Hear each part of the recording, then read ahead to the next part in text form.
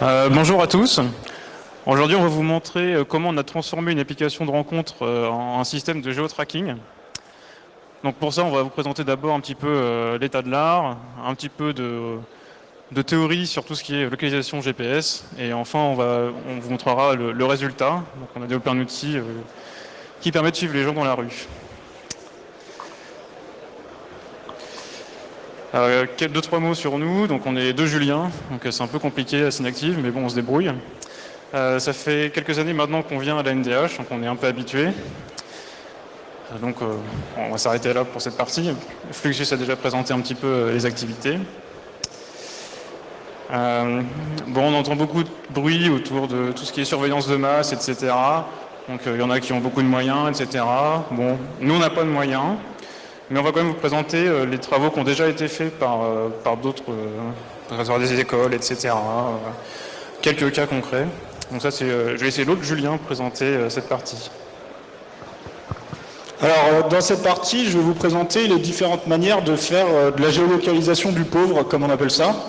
Donc la géolocalisation du pauvre, c'est les gens qui essayent de trouver votre position précise sans avoir accès à votre position GPS exacte via, par exemple, sur une application Android, au privilège de géolocalisation. Donc, par exemple, sur Waze, donc en 2016, l'Université de Californie, ils ont pondu un papier à propos d'un POC en fait, qui permet de géolocaliser les gens et de les suivre à la trace, et donc de déterminer leur trajet et de déterminer leur position exacte. Comment ça se passe? En fait, sur Waze, on peut définir une zone à scanner et on va récupérer la position exacte de tous les gens qui sont dans la zone. Donc on récupère la position de l'utilisateur A, B, C, D, peu importe. Et donc eux, ils ont eu l'idée de cette zone rectangulaire d'en coller 20 côte à côte, donc de définir un grand rectangle de 20 zones et en fait de choisir une cible dans une de ces zones et de la suivre à la trace. Donc ce qu'ils font, c'est que une fois qu'ils ont défini leur cible, à chaque fois que la cible ils détectent qu'elle bouge, et ils recentrent leur zone pour que la cible se retrouve au milieu de leur gros rectangle. Donc Uber, encore un peu plus récent, vu que c'est la mode des bug bounty, il y a sur labs.integrity.pt, ils ont publié un write-up des différentes vulnes qu'ils ont remontées sur l'application Uber. Et en fait, ils se sont rendus compte qu'on peut aussi extraire des données de géolocalisation. En fait, quand vous appelez un chauffeur et que vous annulez la course juste après que le chauffeur vous ait vous ait accepté et qu'il ait dit je viens vous chercher, et en fait vous récupérez son numéro de plaque, son numéro de licence et les coordonnées de où est partie la dernière personne et où il l'a déposée, ainsi que son user ID et d'autres informations. Donc ça peut être intéressant si vous voulez géolocaliser quelqu'un, savoir d'où il est parti et où il est allé. Donc voilà. Par exemple, quand vous utilisez Google Maps sur votre téléphone, Google Maps va vous demander, tu as bien activé la géolocalisation sur ton téléphone, est-ce que tu veux que je sois plus précis en utilisant les réseaux Wi-Fi? Et alors ça, comment ça fonctionne? En fait, Google, ce qu'ils ont fait, c'est qu'ils ont mappé tous les hotspots et tous les réseaux Wi-Fi, enfin une grosse partie des réseaux Wi-Fi dans le monde. Et ils vont détecter à peu près, tu détectes Free Wi-Fi ici, et puis Bouygues, machin.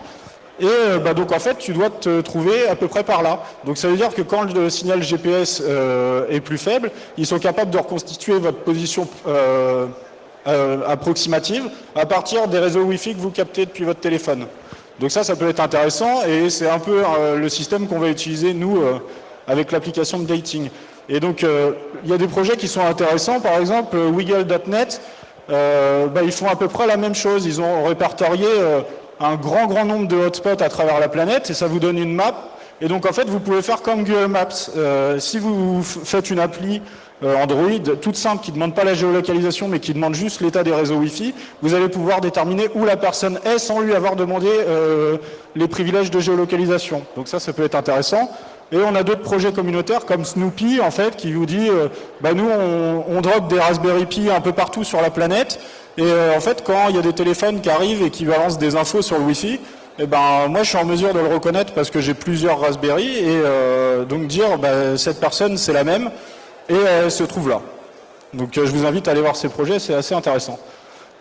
Encore plus récent, donc je crois que c'était cette semaine ou la semaine dernière, il y a des gens qui se sont interrogés parce qu'ils se sont rendus compte que sur Facebook, il y avait des nouvelles fonctionnalités un peu bizarres qui étaient apparues. Donc là, on a le cas d'un utilisateur sur Reddit qui dit moi je suis allé chez mon psychiatre, bon peu importe, hein, et donc je suis rentré chez moi et j'ai allumé mon application Facebook et c'est bizarre, l'application Facebook dans les amis qu'elle me proposait, les nouveaux amis à ajouter, et il y avait un mec que j'ai croisé que je connais ni d'Ève ni d'Adam, j'ai aucun pote en commun avec lui, mais elle m'a proposé comme ami et donc il s'est demandé est-ce que c'est utilisé par la géoloc.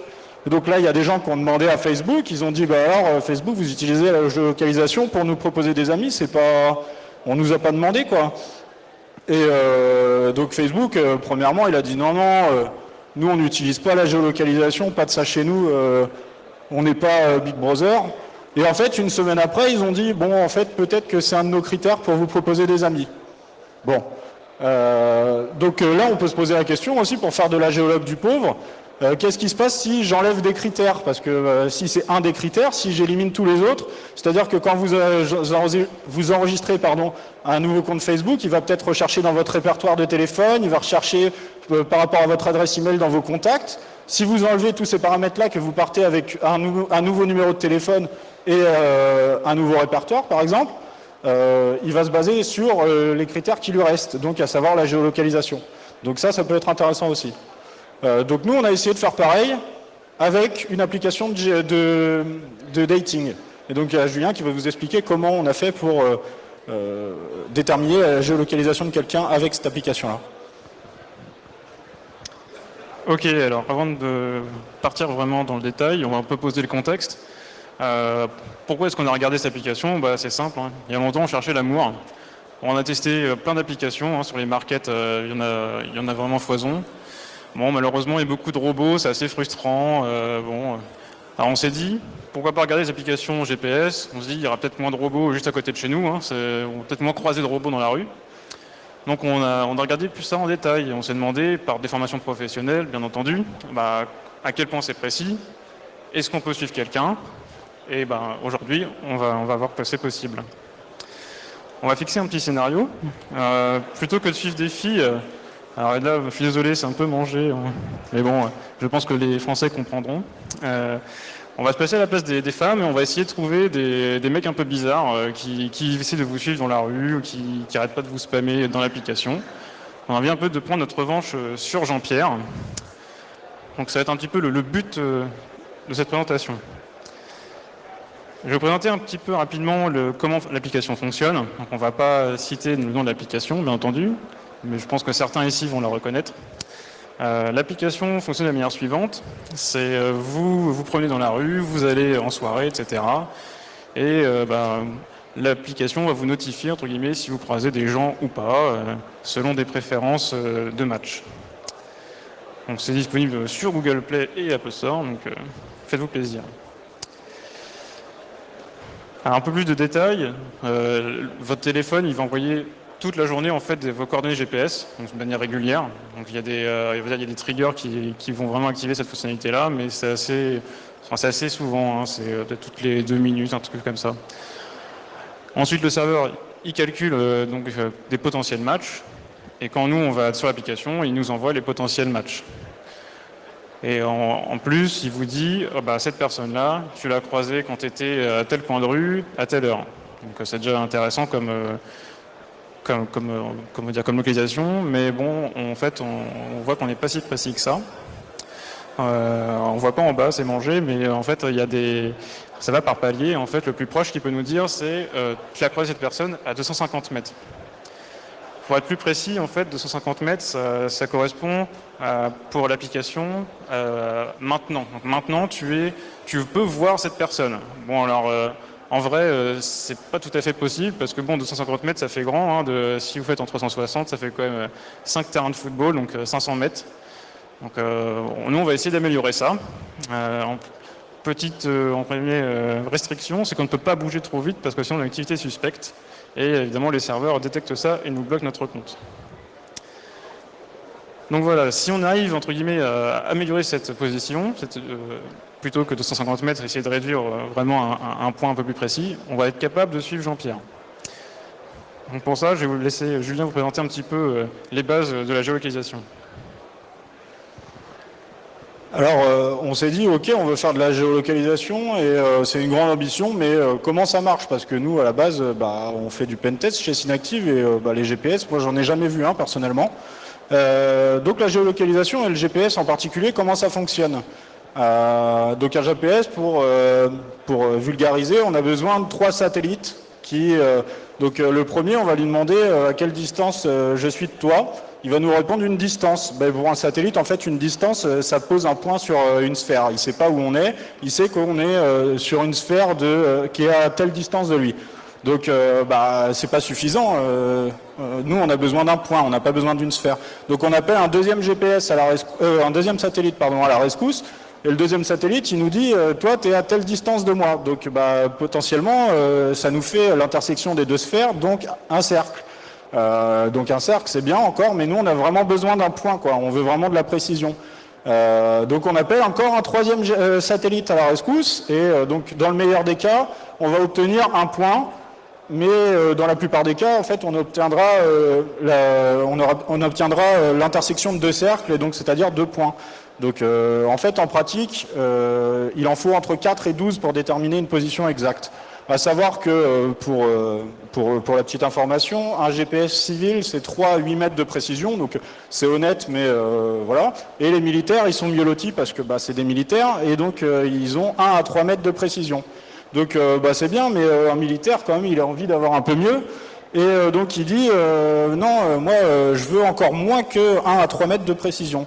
Donc on a inventé le DGPS, donc le DGPS différentiel. Et en fait, c'est tout bête, c'est exactement la même chose, sauf qu'on rajoute en plus une station de référence sur Terre, qui va faire office de satellite, mais sur Terre, avec un point fixe. Et donc ça va nous permettre de raffiner à moins d'1 mètre jusqu'à quelques centimètres la précision de la géolocalisation. Donc ça, c'est bien, c'est pour les satellites. On voit que plus on a de satellites, plus on est précis. Mais ça marche aussi pour le GSM. Donc tout à l'heure, il y a Sébastien qui a fait une présentation sur le GSM. Et en fait, on peut géolocaliser aussi avec le GSM. Et la technologie la plus utilisée pour géolocaliser avec le GSM, c'est ce qu'on appelle le Cell ID. Et en fait, ça va être un identifiant, c'est tout bête, c'est l'identifiant des base stations qui nous entourent. Et donc en fait, si on détermine qu'on est dans la zone de diffusion de telle base station, ça va nous permettre de déterminer qu'on est à un point ou à une zone en particulier. Donc ça peut être intéressant. Et en fait, si vous êtes paumé dans la rue, vous pouvez utiliser aussi cette méthode pour savoir où vous êtes. Parce qu'il y a des bases de données comme OpenCellID sur Internet qui vont nous permettre de savoir que la base station qui a l'identifiant X, elle se trouve là. Donc ça vous permet aussi de faire l'inverse, et si vous n'avez pas de GPS et que vous avez juste accès à la base de données OpenCellID, de savoir où vous êtes à partir de votre téléphone. Donc nous, pour arriver à notre fin, on a dit, en fait, le GPS, c'est juste une question de nombre. En fait, on a besoin, plus on a de GPS ou plus on a d'antennes, plus on va être précis. Donc qu'est-ce qu'on a besoin pour trouver Jean-Pierre ? D'amener des potes, en fait. On va demander juste à des potes de venir nous donner les infos sur Jean-Pierre, et donc on va les utiliser comme des satellites. Et donc après on s'est dit, Waze, comment ils font eux pour le traquer après, une fois qu'il a rapetissé la position où se trouve Jean-Pierre, comment on fait pour le suivre, parce qu'il marche après Jean-Pierre, enfin on espère. Et donc c'est ramener encore plus de potes pour couvrir une plus grande zone. Et donc, Julien, vous expliquez quels sont les problèmes ramener des potes dans l'application. Alors, pour commencer, déjà, évidemment, si on veut pouvoir suivre une personne, il va falloir qu'on ait des profils similaires. Donc, ça est lié au fait que le serveur signale des matchs seulement si les préférences sont mutuelles, etc. Alors, du coup, nous, on a choisi des femmes d'à peu près 30 ans qui recherchent des femmes. On aurait pu chercher aussi des femmes. On peut chercher les deux dans l'application, c'est génial. On s'est juste focalisé sur les Jean-Pierre. Mais il y a quelques problèmes, parce qu'on a dit, voilà, plus on a d'amis, plus ça va être précis, etc. Le problème, c'est que l'application, bah, ça marche avec Facebook. Donc il faut pouvoir créer pas mal de comptes Facebook. Et Facebook, lui, il n'aime pas trop ça. Je ne sais pas si vous avez déjà essayé, mais bon, il va vous demander pas mal de choses. Par exemple, c'est vraiment des trucs qu'on a eu, hein, il va vous demander, par exemple, de fournir une carte d'identité, une pièce d'identité. Difficile à bypasser, puisque quand on l'upload, il faut attendre une validation manuelle de la carte d'identité pour passer. Alors bon, nous, on n'avait pas de fausse carte d'identité sous la main. Il y avait aussi, on va dire, on pouvait faire par numéro de téléphone, donc recevoir un code d'activation par SMS ou par appel. Mais bon, c'est un peu embêtant. Il y a quelques solutions, des solutions gratuites. Donc on peut demander à tous nos amis, nos collègues, etc. de recevoir des SMS pour nous ou des appels. Bon, ça marche un petit peu, mais bon, en général, on est limité à 1 ou 2 codes et puis après, c'est fini. On peut aussi essayer d'utiliser tout ce qui est service en ligne de SMS. Alors ça marche absolument pas, parce que la plupart des numéros sont bloqués, ou alors ils sont déjà pris. Si on est prêt à mettre un petit peu d'argent, on peut demander à notre opérateur d'avoir un numéro supplémentaire. Mais bon, nous, on essaie de faire un truc du pauvre quand même. Mais bon, si on avait vraiment les moyens aussi, on aurait pu carrément louer des fermes de comptes Facebook sur les réseaux un petit peu obscurs. Donc là, on a réussi quand même à avoir quelques agents grâce au numéro de téléphone de nos potes. Mais bon, on n'en a pas énormément. Du coup, on va voir comment les placer de manière efficace pour couvrir une zone, on va dire, raisonnable. Et ça, c'est Julien qui va vous présenter cette partie.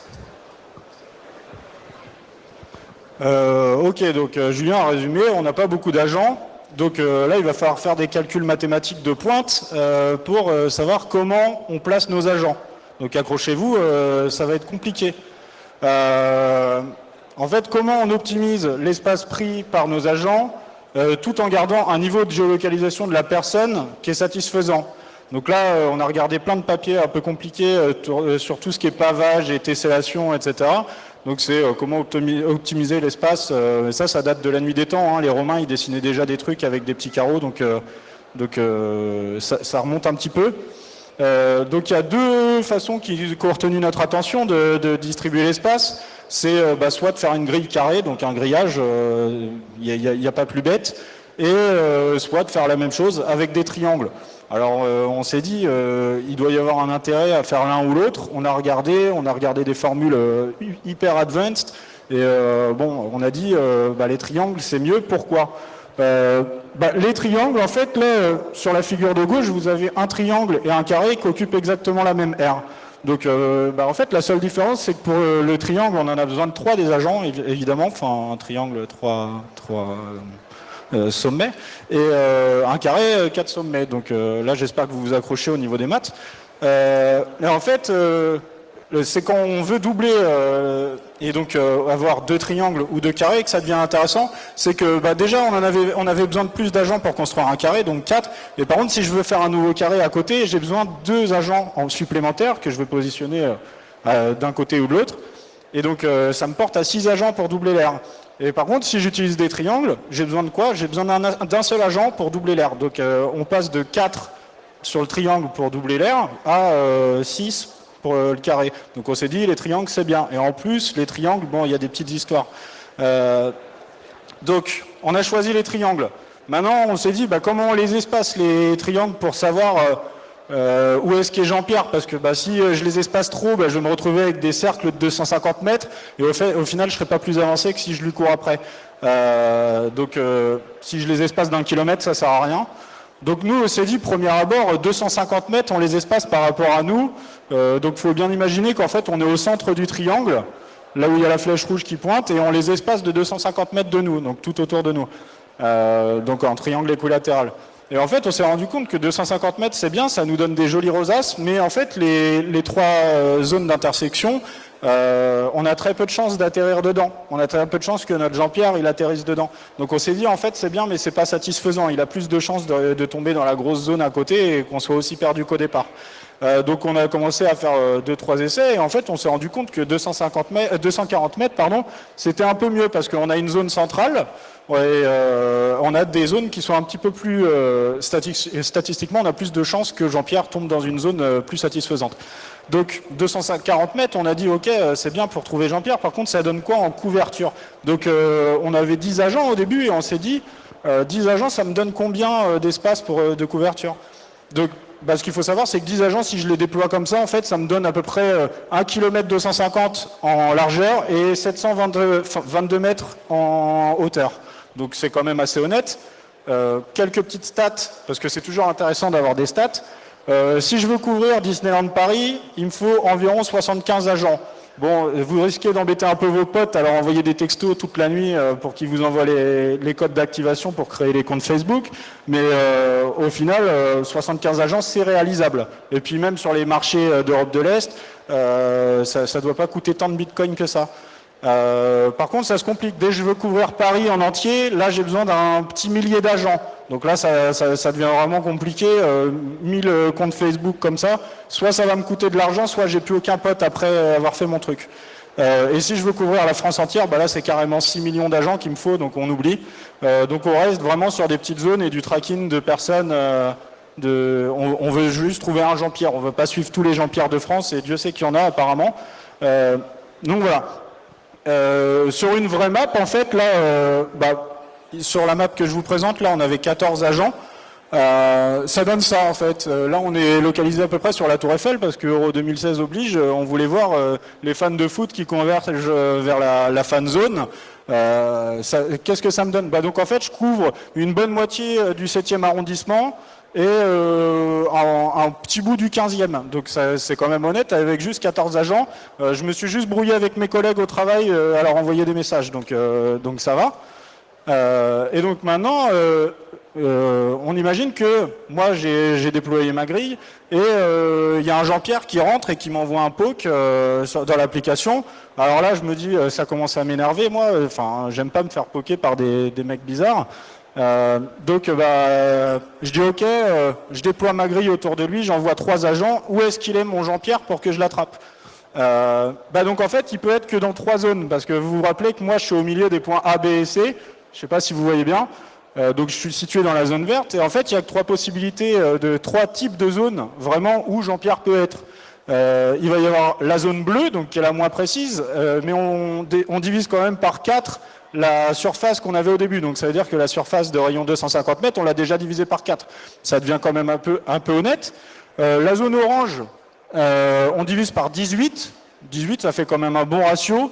Et la zone verte, c'est 13 mètres sur 13 mètres en fait. Donc je ne sais pas si vous imaginez dans la rue, mais à 13 mètres, moi je peux courir après Jean-Pierre et l'attraper, il n'y a pas de problème. Donc on divise par 357 la surface de départ. Donc ça commence à devenir assez honnête. Mais on s'est dit, ouais, la zone verte c'est parfait, mais par contre les zones bleues et oranges, on aimerait bien aller un peu plus loin parce qu'on ne court pas si vite que ça.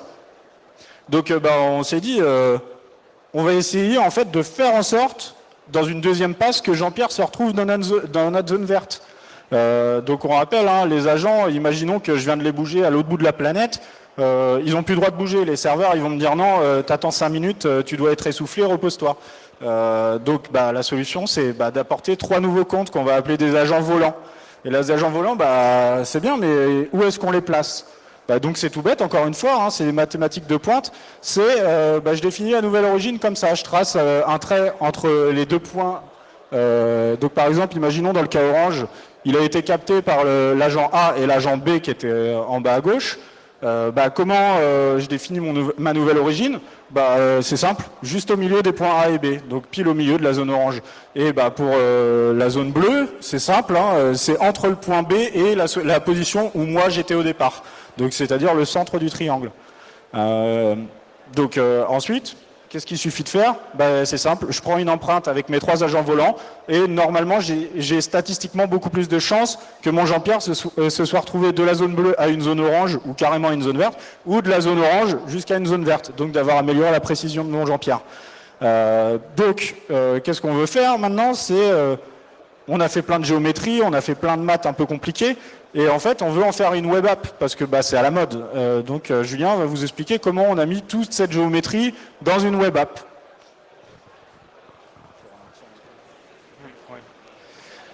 Alors, on a fait la géométrie et maintenant on se retrouve en fait avec un outil qui fonctionne avec 2 modes.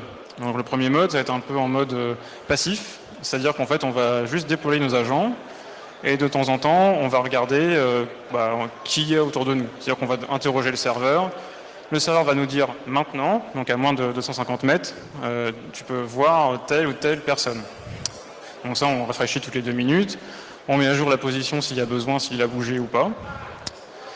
Et de cette manière, en fait, on va pouvoir tracer passivement en fait, des chemins si les personnes ne se déplacent pas trop vite, bien sûr. Mais bon, au niveau de la Tour Eiffel, a priori, on se déplace principalement à pied, peut-être en courant pour ceux qui font du jogging sur le champ de Mars. Après, on a un deuxième mode, qui est le mode track. Donc là, on va utiliser en fait les agents volants. Donc une fois qu'on a choisi notre cible, on dit ok, maintenant celui-là, je le suis. Et on va à chaque fois affiner sa position avec les agents volants. On va recalculer le nouveau centre de la grille, on va rebouger la grille. Et ça, on va le répéter jusqu'à ce qu'on en ait marre de suivre Jean-Pierre, en fait, ou qu'on l'attrape. Et de cette manière, si on garde la grille, en fait, toujours sur Jean-Pierre, si jamais il se déplace très vite ou si, je sais pas, il prend le métro, on perd sa position GPS pendant 10 minutes, on espère qu'il n'aille pas trop loin non plus et qu'il reste dans la grille et qu'on puisse le recapter un peu plus tard. Et au final, on obtient un truc qui fonctionne. Alors, on a un outil basique, c'est entre guillemets une page web qui contient toutes les informations nécessaires. Donc c'est fait avec plein de technos qui sont à la mode, on s'est fait plaisir, en même temps ça nous facilite la tâche, c'est fait assez rapidement. Et maintenant on va vous montrer une petite démonstration si ça veut bien fonctionner. Ok. Ouais, tu peux dézoomer s'il te plaît. Attends. Bon, Julien essaye de se dépatouiller avec LibreOffice parce que LibreOffice c'est un logiciel bien. Et donc d'essayer de montrer la web app. Donc dans la zone de gauche, vous avez les utilisateurs qu'on a vus. On a anonymisé bien sûr parce qu'on n'allait pas mettre des gens sur Internet, on n'allait pas mettre leur tête au milieu d'une conférence sur leur accord. Donc on a mis des photos de Jean-Pierre partout ou des photos de mecs un peu bizarres. Donc quand on clique sur une personne, donc un Jean-Pierre de gauche, en fait on a un cadre qui apparaît à droite avec toutes les positions où il a été repéré. Et en fait on a fait un truc malin, c'est qu'à chaque fois qu'on le repère et qu'il n'a pas bougé, on réenregistre pas en base sa position parce que sinon ça ferait des nœuds dans tous les sens. Et l'API Google Maps nous permet pas de faire des waypoints, plus de, je crois, 7 ou 8 waypoints sur une carte. Donc voilà. Et maintenant, je passe la parole à Julien. Alors, je suis désolé, j'avais pas chargé la page, mais petit souci technique. Normalement, ici, il y a une carte qui s'affiche. Donc, c'est celle qu'on vous a montrée en fait dans les slides. Voilà. Donc, en fait, on peut tout simplement cliquer sur le Jean-Pierre qu'on veut suivre, et on aura l'historique de ses positions avec un petit indice de couleur pour savoir si c'était une position précise. Donc, ça reprend en fait les zones que Julien vous a présentées, soit la zone bleue, la zone orange ou la zone verte. On a ajouté aussi une petite fonctionnalité en fait, si vous voulez de l'application, elle est sympa, c'est qu'elle vous leak votre Facebook ID. Donc en fait, normalement vous êtes censé voir que entre guillemets son prénom et son nom et son âge, mais en fait on peut voir bien plus. Il suffit de cliquer sur le bouton voir sa page Facebook, et normalement j'espère que ça va précharger. Voilà, on atterrit sur sa page Facebook.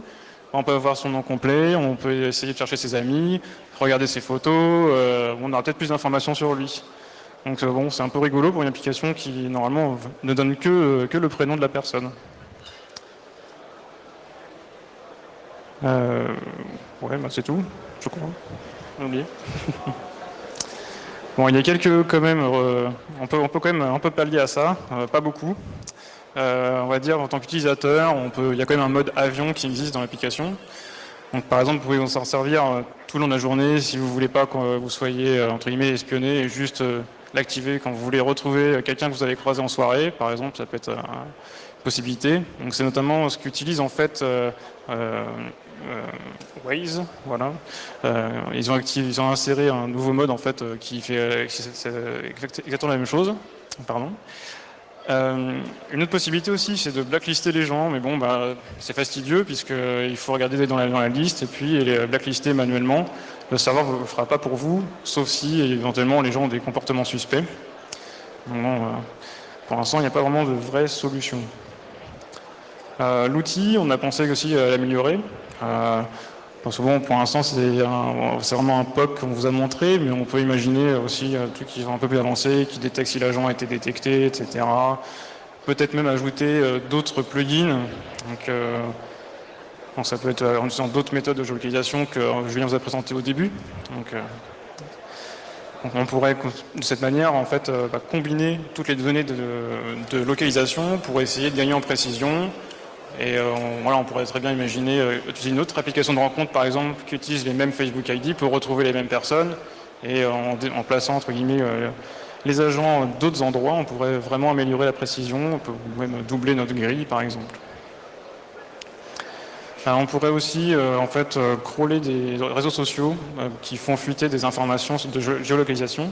Donc, par exemple, sur Google+, bon, je ne crois pas qu'il y ait beaucoup de monde sur Google+, mais il faut savoir quand même que les images que vous uploadez, si elles contiennent des informations de localisation dans les entêtes EXIF, et ben en fait Google+ va les afficher.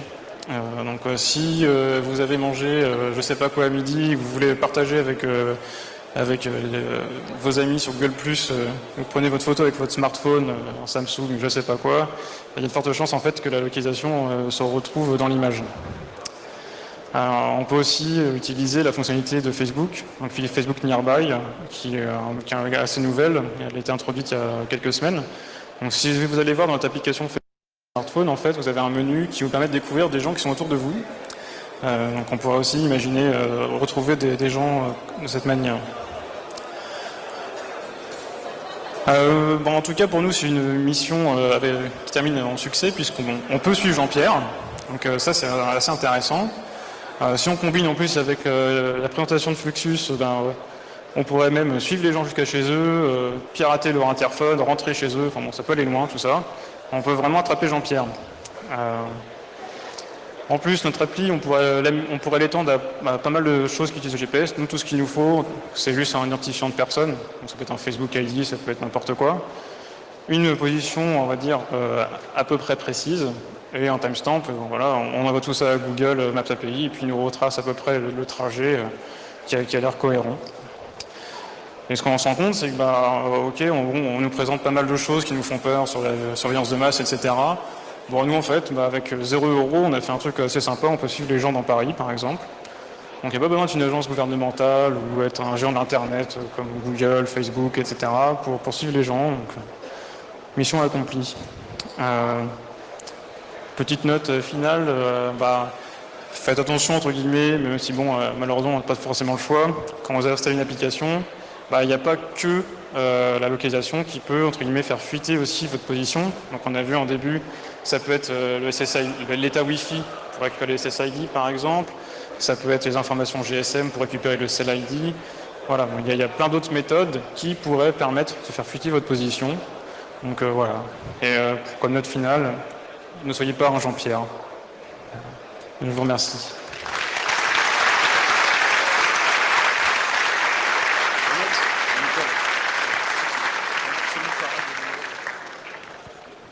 Des questions ?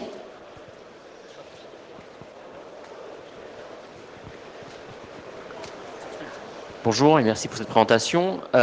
Pour faire vos géolocalisations, vous avez dû spoofer votre position géolocalisée pour chacun de vos agents. Vous n'avez pas mis des smartphones partout dans Paris?